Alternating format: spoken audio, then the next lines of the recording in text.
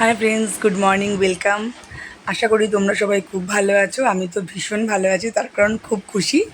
আজকে হচ্ছে সানডে, মানে happy Sunday. Have a nice day. পুরো দিনটা যেন খুব ভালো যায় আমার, তোমাদের, প্রত্যেকের। তো এখন আমি রেডি শেডি হয়ে নিয়েছি, দেখতেই পাচ্ছ। আমি যাব হচ্ছে বাপের বাড়ি। কদিন ধরে যাবো যাবো করে যাওয়া হয়ে উঠছে না। তো আজকে ফাইনালি দিনটা চলেই এলো। তো এতক্ষণ বেরিয়ে যেতাম, যেহেতু ছেলে ড্রয়িং ক্লাসে গেছে। তো সেই জন্য ড্রয়িং ক্লাস থেকে আসলে ওকে খাওয়াবো, তারপর আমরা বেরোবো। তো চলো, রেডি শেডি হয়ে গেছি। দেখো, সিঁড়ি থেকে আমি নামছি।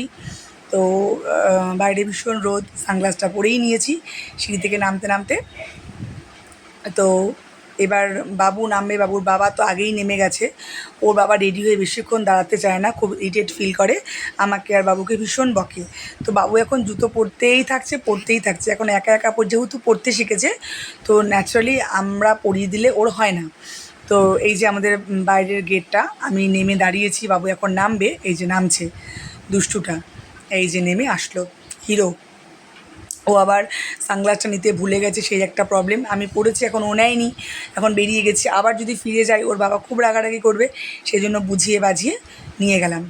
তো জার্নি শুরু করলাম। এই যে আমাদের বাড়িটা পাশ থেকে দেখা যাচ্ছে, মানে আমার রাইট সাইডে যে বাড়িটা, ওই ব্লু যে বর্ডার, সেটা ছিল আমাদের বাড়ি।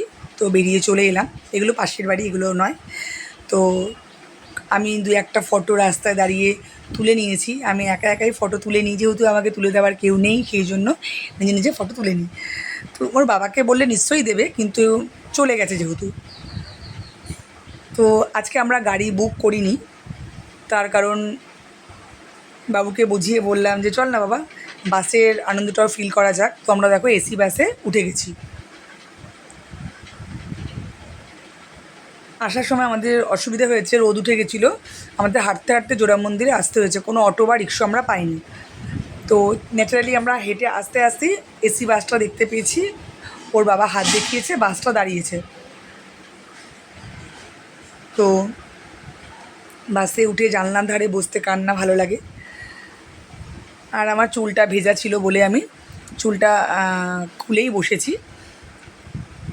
এই যে বাসটা ছাড়লো, মাঝে মাঝে তো স্টপেজে থামবেই, কোনো অসুবিধে হয় না, তার কারণ এসি বাসে উঠলে তো কষ্টটা কম হয়।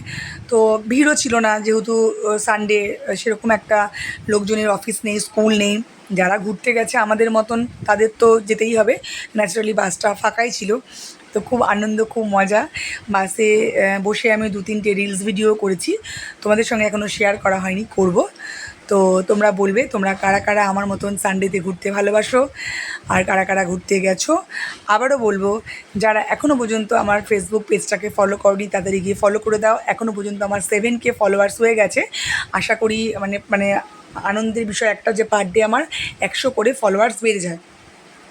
তো যাই হোক, গিয়ে প্রত্যেক দিন কথাটা বলা হয়ে ওঠে না, তো আজকে বললাম।